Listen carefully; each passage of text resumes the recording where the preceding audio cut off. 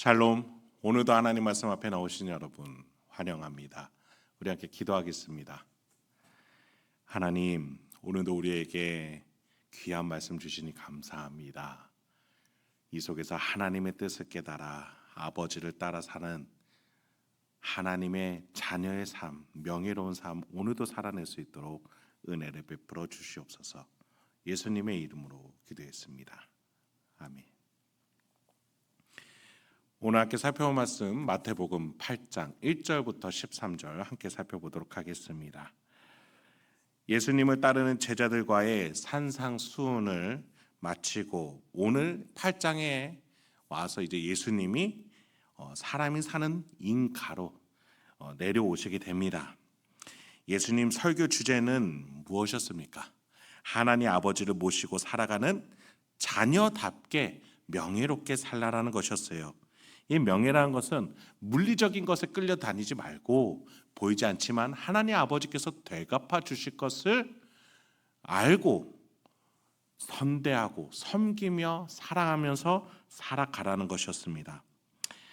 수많은 사람들이 예수님을 따르는 현장이었다라고 마태는 1절에서 말해줍니다. 그런데 그 중에 한 나병 환자가 예수님께 다가옵니다. 그리고 예수님은 그 환자를 고쳐주고자 하십니다. 그런데 이상한 점이 두 군데가 보이는데요. 한번 보시죠. 2절부터 3절입니다. 한 나병 환자가 나와 절하며 이르되 주여 원하시면 저를 깨끗하게 하실 수 있나이다 하거늘 예수께서 손을 내밀어 그에게 대시며 이르시되 내가 원하노니 깨끗함을 받으라 하시니 즉시 그의 나병이 깨끗하여진지라. 예수께서 이르시되 삼가 아무에게도 이르지 말고 다만 가서 제사장에게 내 몸을 보이고 모세가 명한 예물을 드려 그들에게 입증하라 하시니라. 나병, 피부 질환이에요. 전염성이 매우 강합니다. 고대에서는 그 위험성을 더 높게 볼 뿐만 아니라 이 구약 율법에는 이 나병 환자를 격리케 했고 나병 환자가 입은 옷은 부정하다. 그래서 빨거나 세탁하게끔 또 불에 태우게끔까지 했습니다. 또 다 낫는다면 제사장에게 확인을 받아야만 마을 공동체로 다시 들어올 수 있게끔 굉장히 철두철미하게 나병 환자를 격리시켜놨어요. 물리적으로 또 영적으로도 부패하고 부정하다라고 생각했던 거죠.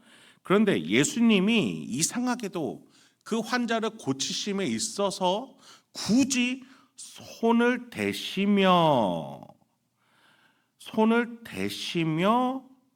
그를 고치십니다.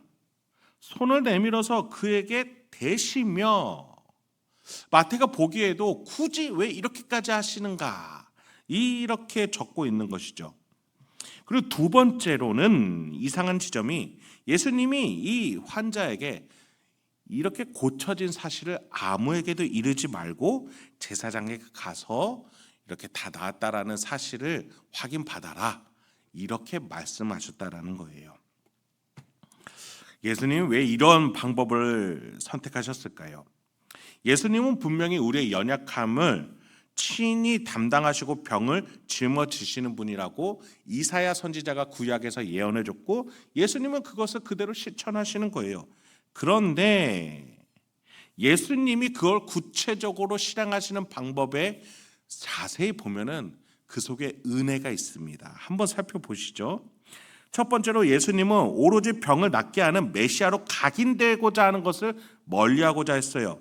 해서 병자에게는 이런 기적을 퍼뜨리지 말라라고 하시면서도 나병 환자에게 손을 대어 낫게 하시는 방식을 굳이 취하셨다 이겁니다. 여러분, 구약 율법에 위배된 행동을 예수님은 굳이 하셨던 거예요. 말씀으로 그냥 하시면 되잖아요. 네 병아 다 낫도다. 그런데 굳이 손을 대시면서 주변에 있던 사람들의 주목을 끄셨어요. 그러면서도 이 환자에게는 이 사실을 알리지 말라라고 하셨어요. 물리적인 방법으로 살아가던 때에는 자연적으로 낫는 것만 바랄 이 나병 환자였죠. 그러나 하나님의 아들의 시대, 예수 그리스도의 시대가 되었고 우리는 하나님의 양자가 되었어요. 새로운 세계가 되었다는 거예요. 병을 낫는 방식도 이제 바뀌어지는 거예요. 물리적인 세상을 뛰어넘고 율법을 뛰어넘어 예수님은 하나님의 능력이 어떻게 율법을 뛰어넘어 이루어지게 되는가? 율법은 손을 대지 말라고 했지만 나는 너에게 손을 대어서 굳이 율법을 뛰어넘어 율법의 완성으로서 나 예수가 너를 낫게 하노라. 그리고 제자들한테 그걸 보여주시는 거예요. 이게 하나님의 아들의 삶의 방식이다. 기존의 틀을 뛰어넘어 율법의 완성, 사랑으로 나아가거라. 산상수훈의 메시지를 그대로 살아내시는 거예요. 그 주변인들에게 보여주고자 하셨던 거죠. 그러면서도 환자에게는 나는 병만을 고치기 위해서 온 메시아가 아니니 너가 병을 고쳐졌다라는 사실만 가지고 퍼뜨리지 마. 그렇게 경고하셨던 거예요. 다음에 5절에 또 마태는요, 다른 치유 기적 사건을 하나 보여줍니다. 여기서도 세밀하게 예수님의 방식이 돋보입니다. 5절부터 한번 읽어보겠습니다. 예수께서 가버나움에 들어가시니 한 백부장이 나와 간구하여 이르되 주여 내 하인이 중풍병으로 집에 누워 몹시 괴로워 하나이다. 이르시되 내가 가서 고쳐주리라. 백부장이 대답하여 이르되 주여 내 집에 들어오심을 나는 감당하지 못하겠사오니 다만 말씀으로만 하옵소서. 그러면 내 하인이 낫겠사옵나이다. 나도 남의 수하에 있는 사람이요 내 아래에도 군사가 있으니 이더러 가라 하면 가고 저더러 오라 하면 오고 내 종더러 이것을 하라 하면 하나이다. 나병 환자를 물리적으로 손을 대어서 치료하심으로써 명예로운 하나님의 아들의 삶을 보여주셨다면 이번에는 반대 방법이면서도 명예로운 방법을 소개해 주세요. 비물리적으로 백부장 하인의 병을 낫게 하시는 거예요. 손을 대지 않아도, 눈으로 보지 않아도 말씀만 하시면 되게끔 말이죠. 그리고 특히 이 방법을 제안한 사람 누구였어요? 이방인 중에 이방인, 원수, 이스라엘을 식민지로 삼고 있는 로마의 군인의 간부, 백부장이었습니다. 그런 자의 요청을 듣고 이런 기적을 예수님은 허용하셨어요. 유대인이면서도 격리되어 있던 나병 환자, 로마 군인 간부로서 가장 상류층의 삶을 살면서도 도시 중심에 있었던 이방인, 구원에서 제외되었다라고 생각했던 백부장의 간증, 이 두 가지 방법 모두 속에서 예수님은 하나님의 아들의 삶은 무엇이냐? 환경과 제도와 우리의 틀을 뛰어넘어 하나님의 능력이 일하심을 믿으며 선대하는 삶이라는 거예요. 특히 예수님은 백부장의 고백을 높이십니다. 10절입니다. 예수께서 들으시고 놀랍게 여겨 따르는 자들에게 이르시되 내가 진실로 너희에게 이르노니 이스라엘 중 아무에게서도 이러한 믿음을 보지 못하였노라. 그렇습니다. 믿음입니다. 결국은 하나님 아버지께서 나를 돌보시기 때문에 물리적인 기존의 틀을 뛰어넘어 새로운 시대의 하나님의 나라가 지금 예수님을 통해 이 땅에 내 마음속에 이루어졌으니 내가 이 땅의 원리가 아니라 하나님의 원리로, 하나님 아버지를 모시는 자녀의 영적인 원리로 살아나갈 때 그것을 이루어진다는 거예요. 그걸 믿으라는 거예요. 여러분, 물리적인 것에 제한되거나 끌려다니지 않는 하나님 아버지의 자녀다운 삶을 우리 같이 살아냅시다. 이게 초자연적인, 초월적인 슈퍼파워로 살라는 말씀이 아닙니다. 아시겠죠? 사회의 통념, 그간의 상식이라고 여겨졌던 틀,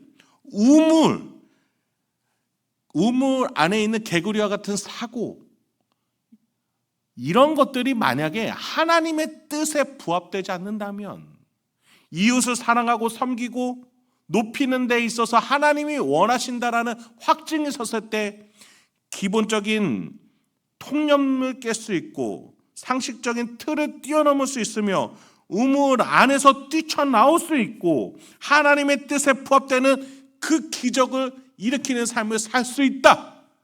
그것이 명예로운 삶이고 산상수훈의 실천편이다. 예수님은 그렇게 삶을 보여주셨고 마태는 그것을 기록해주고 있는 것이죠.